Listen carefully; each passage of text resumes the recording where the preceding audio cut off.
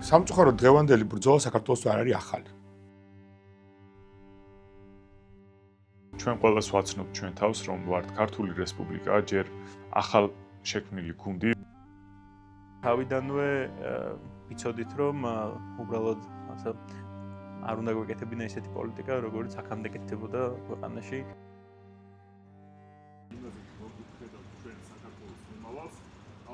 მგონია ზოგადად რომ პოლიტიკა სწორედ ეს არის ხალხთან უშუალოდ საუბარი მათი პრობლემების მოსმენა.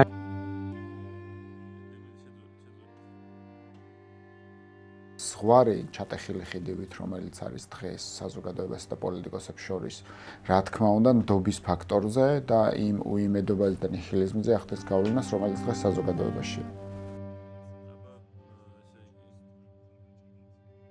მე საერთოდ არ წარმოვიდგენია, როგორ შეცვლილება მოხდეს, თუ ადამიანები, რომელიც მხარს გიჭერენ, რეალურად არ გენდობიან თავიდან ბოლომდე. დავიწყეთ სიარული თბილისსა თუ რეგიონებში. ხდება ბევრად უფრო განსხვავებული სურათი რეალობაში, ვიდრე ის სურათი, რომლის შექმნასაც ხელისუფლება ახერხებს ციფრულ სამყაროში.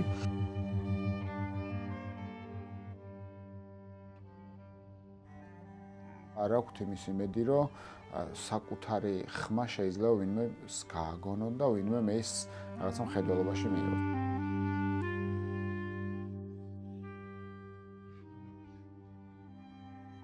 სურს რომ მათი პრობლემები და მათი სათქმელი მთელი საქართველოსთვის გახდეს ცნობილი.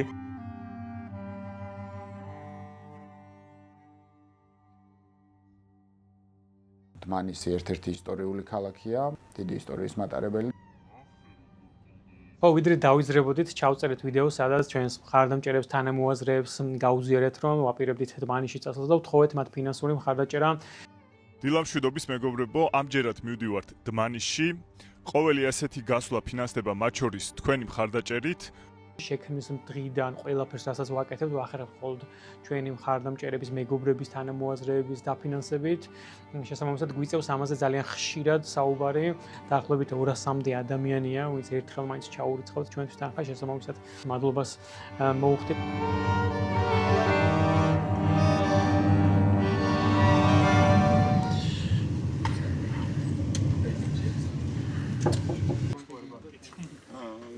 ლაშა არის გამორჩეული დმანისელი, ესე შემიძლია თქვა, თავისი ბრძოლით, თავისი ქვეყნის სიყვარულით, ზოგადად დმანისელებსაც ძალიან უყვარს და ძალიან ბევრი დრო და რესურსი აქვს დახარჯული დმანისში. დღეს დმანისში საქართველოს ერთ-ერთ ყველაზე პატარა ქალაქში გვაქვს უპრეცედენტო ერთობის მაგალითი ხალხის და ეს მინდა იყოს გადამდები სხვა პატარა ქალაქებისთვის და არა ჩემი შიმშილობა. ხოვეთ რომ ემასპინძლა ჩვენთვის, როდესაც გეგმავდით დმანისის ტურს, მასთან შეხვედრა და მასთან ერთად ამ ჩვენი შეხვედრის ჩატარება, მე მგონია ყველაზე სწორი გავარკვევით მასთან რა პრობლემებია, სად უნდა მივსულიყავით, ასე შემდეგ, ასე შემდეგ. პრობლემები ყოველთვის იყო, არის და იქნება და ყოფის ნაწილია პრობლემები. უბრალოდ ნიშნულოვანია ამ პრობლემებისზე თვალი არ დავხუჭოთ, ამ პრობლემების დანახვა შეგვეძლოს და ამ პრობლემებს არ უნდა გავექცეთ და 1% არის სოციალურად დაუცველი, რომლებსაც არათუ პრობლემებზე ლაპარაკის საშუალებას, არამედ Facebook ლაიქებს უკონტროლებენ. არის მარტო საჯარო სამსახურები დმანისში, არის კომპანია RMG და კაცი არჩება, აი სახელი და გვარი არჩება, ვისაც არიციან რომ აი რა უთხრან, რომ გააჩერონ. ყველაზე სულ სახელი და გვარებით იციან ყველა ამ პატარა მუნიციპალიტეტში, 20,000 კაციან მუნიციპალიტეტში, ვის რა უთხრან, რომ გააჩერონ. ჩვენ გვაქვს ორი ვერსია ხოლმე. გააჩნია სიტუაციას, რომ სანაში ვხვდები. შევხედოთ და ხო, ანუ ხანდახან გამოვდივარ და რაღაც პატარ-პატარა ძალიან ის წუთნახევრიან, 2 წუთიან სპიჩებს ვამბობთ და მე მივდივარ და შევდივარ შიგნით ლაპარაკობთ, ან უბრალოდ მივდივარ და ეგრევე შიგნით ლაპარაკობ. ხო, თუ ხალხი არის შეკრებილი, აი ზოგადად ვინ ვართ რა ვართ. 1 საათის წინ რომ ნახე იყო. ავიღოთ გონი არის. ზოგადად ერთი-ორი ფეხით ჩავიდეთ, ანუ შეიძლება თუნდაც შეიძლება დიდად არავის ესე გულზე არ ეხატებოდეს ჩვენს მაინც რაღაც რომ ისმენს, მაინც ეს იყო.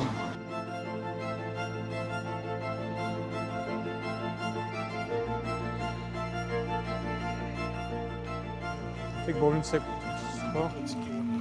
თუ დმანის ეკუთვნის. ხო,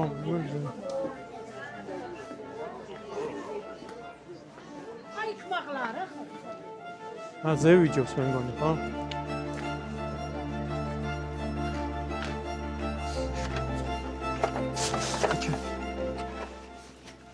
ჩვენი აქტივობების ძირითადი მიზანია პირველ რიგში უშუალო კომუნიკაცია საზოგადოებასთან და მოსახლეობასთან, რათა პირველად წყაროსგან მივიღოთ ის ინფორმაცია ყოველდღიურობასთან დაკავშირებით, რომელსაც ყოველდღიურ ცხოვრებაში ვაწყდებით და მეორე ის, რომ მაქსიმალურად ვცდილობთ, რომ ეს ყველაფერი გადავიღოთ და სოციალური ქსელის მეშვეობით გავავრცელოთ და მივაწვინოთ რაც შეიძლება მეტ ადამიანს.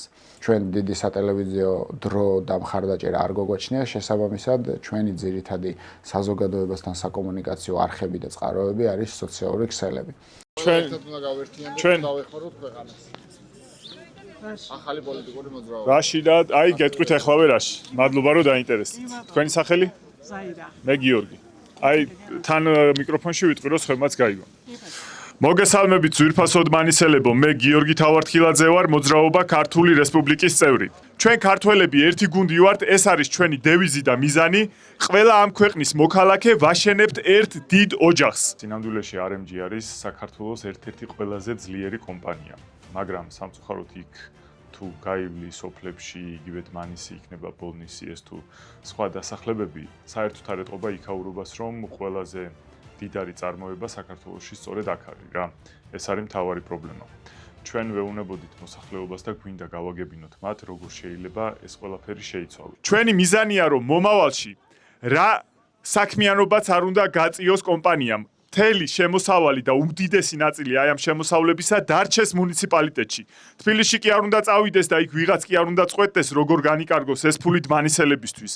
ის ფული, რომელიც თქვენ მიწაზე არის მოპოვებული, არამედ დმანისში უნდა წყდებოდეს და აქვე უნდა რჩებოდეს ის შემოსავლები, რომელსაც საქართველოს ბიუჯეტი იღებს თქვენი მიწიდან მიღებული სიმდიდრის მეშვეობით. გარდა იმისა, რომ კორუფცია უნდა შემცირდეს და აღმოიფხვრას, იმიტომ რომ ეს არის დანაშაული ჩვენი მომავლის წინაშე. აი აგერ პატარა ბავშვი რო გვიყურებს, ყოველი თეთრი, რომელსაც მერია, კულტურის სამინისტრო და სხვები მოიპარავენ ჩვენი ფულიდან არის მისი მომავლისთვის მოპარული ფული. აბსოლუტურად ყველა არის დამოკიდებული ან RMG-დან მიღებულ შემოსავლებზე, ან სახელმწიფო ბიუჯეტზე, რაც თითოეულ მათგანს აქცევს არჩევნებისთვის მთავრობის და ქართული ოცნების გავლენის, განსაკუთრებული გავლენის ქვეშ.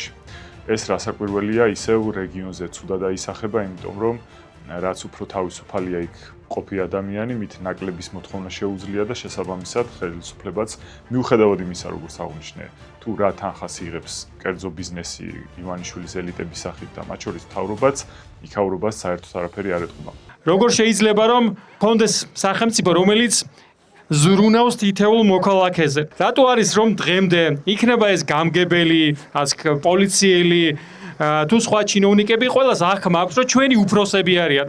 ეს ქვეყანა არ ეკუთვნის არც ერთ ჩინოვნიკს, არც პრემიერს, არც მთავრობას, არც იმ პარლამენტის წევრებს.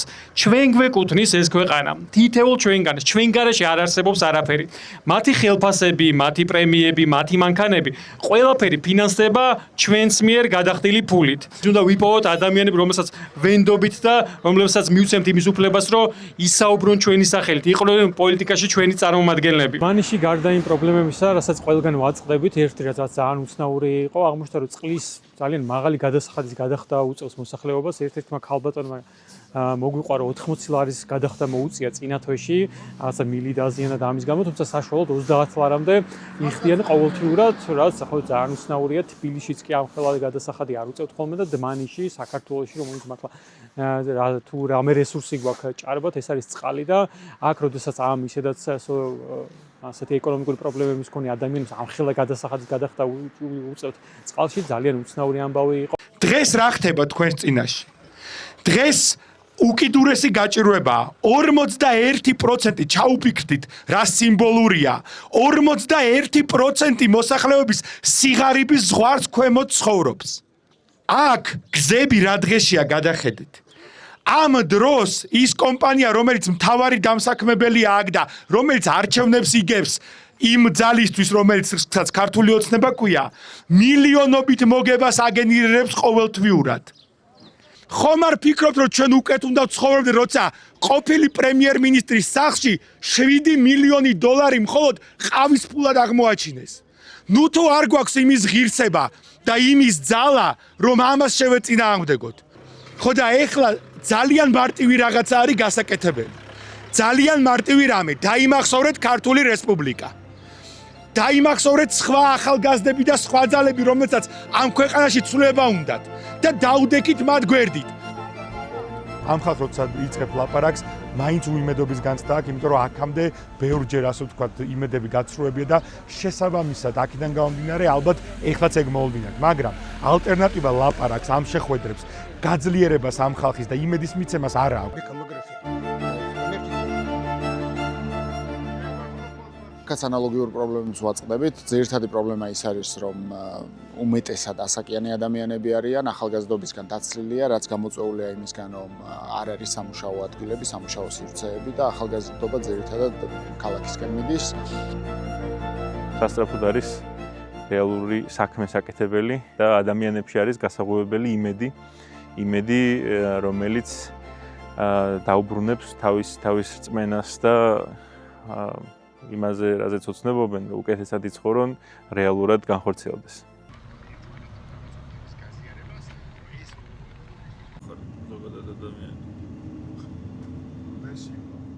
ჩვენ ვიყავით სოფელ ოროზმანში, სადაც აღმოჩენილია 1,800,000 წლის წინანდელი ადამიანის ნასახლარი. ასეთი მსოფლიო დონის აღმოჩენა აბსოლუტურად ყურადღების მიღმა არის დარჩენილი სახელმწიფოსგან. არავითარი ტურისტული ვიზიტურობის ცენტრი იქ არ არის გაკეთებული. მიწა ეროზიულია, ტემპერატურა იცვლება და ამისგან დაცული არ არის იქაურობა. როცა დავინტერესდით ამ ამბით, რომ რატო არის ეს შემოღობილი თუ ასე მიუხედავი რატო არის. თურმე ამ არქეოლოგს, ვინც ეს აღმოჩენა გააკეთა, პრობლემები ჰქონდა თეატრალურკიან. ამის გამო დაუხურეს ის პროექტი, იმ არქეოლოგს მოუწია წასვლა ამ პროექტიდან და მე რა თქმა უნდა მიაგდეს ფაქტობრივად. ანუ ქვეყნისთვის უნიშნულოვანესი აღმოჩენა პირადი ინტერესების გამო აი ესე იქნა მიგდებული.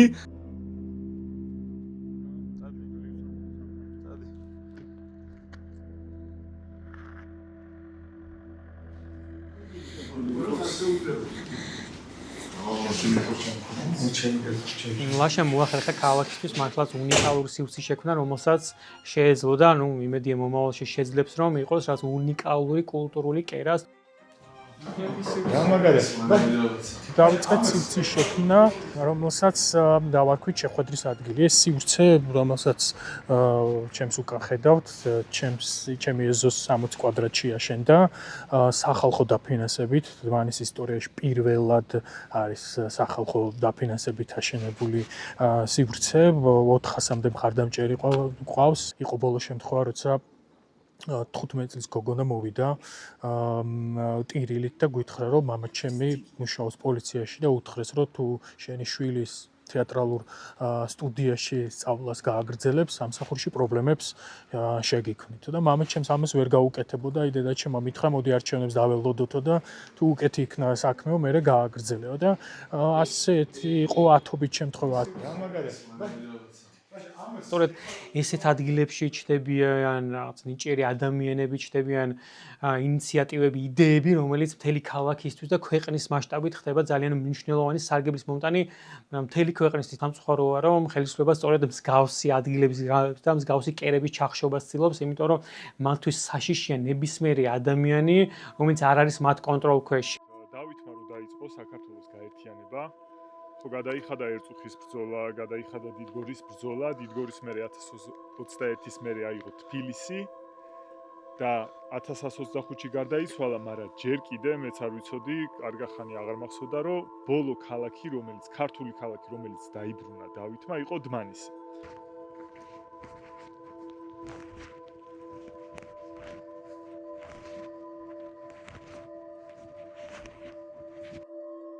დმანისი არის შუა საუკუნეების საქართველოს ერთ-ერთი ყველაზე მნიშვნელოვანი ქალაქი. ამ ქალაქში იჭრებოდა ცალკე მონეტები. ყველა ასეთ გასვლაზე ვცდილობთ არ გამოგვჩეს არც ერთი მნიშვნელოვანი ისტორიული ადგილი. ვინაიდან ახლა გვაქვს შესაძლებლობა რომ გავაშუქოთ მათ შორის ჩვენი ძეგლები, მეტი მოუთხროთ ადამიანებს, წარსული გვაძლევს გამოცდილებას რომ უკეთ გავიკვლიოთ გზა მომავალში.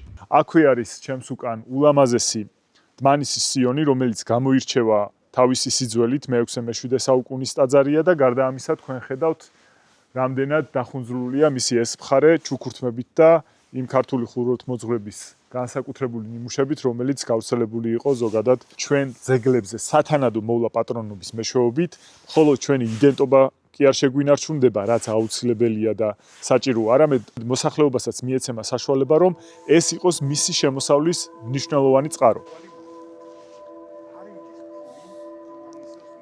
მე ვფიქრობ, თითეული ჩვენგანისთვის ყოველი ესეთი ადგილის ნახვა, იმის გახსენება, ვინმე ვიყავით, რა ვიყავით და როგორ მოვედით დღემდე, არის დამატებითი мотиваცია იმის, რომ გავაგრძელოთ ბრძოლა ჩვენი ქვეყნისთვის, ჩვენი სამშობლოსთვის, რომ არ დავთმოთ ის. ჩვენ ამით, რა ვიცი, ყველაზე დიდი შეურაცხყოფა ჩემი აზრით, ჩვენი წინაპრების სწორედ ეს იქნება, თუ ჩვენ არა იმის გამო, რომ რაღაცა მტერმა დაგვამარცხა, არამედ ჩვენი დავთმოთ და დაუთმოთ სხვას ამ მიწა-წყალს.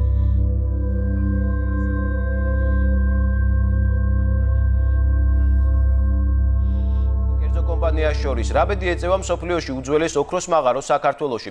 რუსული კომპანია მილიარდი ამერიკული დოლარის ღირებულების ოქროს მოპოვებას გეგმავს ბოლნიში ადგილზე, სადაც 50 საუკუნის წინანდელი საყდრისი ყაჩაღანის მაღარო მდებარეობს.